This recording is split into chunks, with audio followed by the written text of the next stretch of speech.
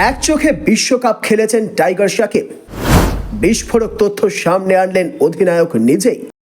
একদিনের বিশ্বকাপ ক্রিকেটে বাংলাদেশ বিশেষ সুবিধা করতে পারেনি, কিন্তু অনেকেই জানেন না যে টিম টাইগারের অধিনায়ক সাকিব আল হাসান ঝাপসা চোখে বিশ্বকাপটা কাটিয়েছেন।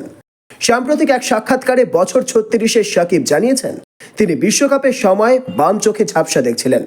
সাক্ষাৎকারে সাকিব বলেন, বিশ্বকাপের একটা বা দুটো ম্যাচ না, গোটা বিশ্বকাপটাই আমি ঝাপসা চোখে কাটিয়েছি। বল দেখতে আমার খুবই সমস্যা হচ্ছিল। সাকিব জানিয়েছেন তিনি ইতিমধ্যে এই সমস্যার জন্য ডাক্তারের পরামর্শ নিয়েছেন।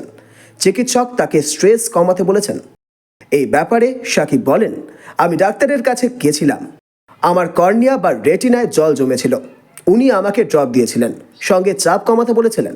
আমি জানি না সেজন্যই আমার চোখে কোনো সমস্যা হচ্ছে কিনা, কারণ বিশ্বকাপের পরও আমার ঝাপসা দেখার সমস্যাটা কাটেনি।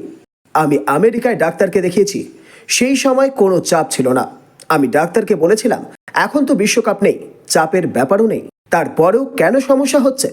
তবে সাকিব মানতে নারাজ যে নেতৃত্বের চাপ তার পারফরমেন্সের ওপর পড়ছে। তিনি বলেন, বাংলাদেশের অধিনায়ক হওয়ায় চাপে ভুগছি এমন কোনো অজুহাত আমি দিতে নারাজ। বদলে বলতে পারি, যদি আগেই অধিনায়কত্বটা পেতাম ব্যাপারটা আমার কাছে আরও সহজ হতো, কারণ সেই সময় আমি পুরোপুরি প্রস্তুতি নিয়ে বিশ্বকাপে যেতে পারতাম।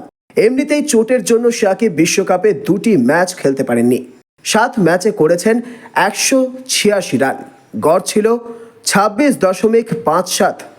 Bureau report, UJ news.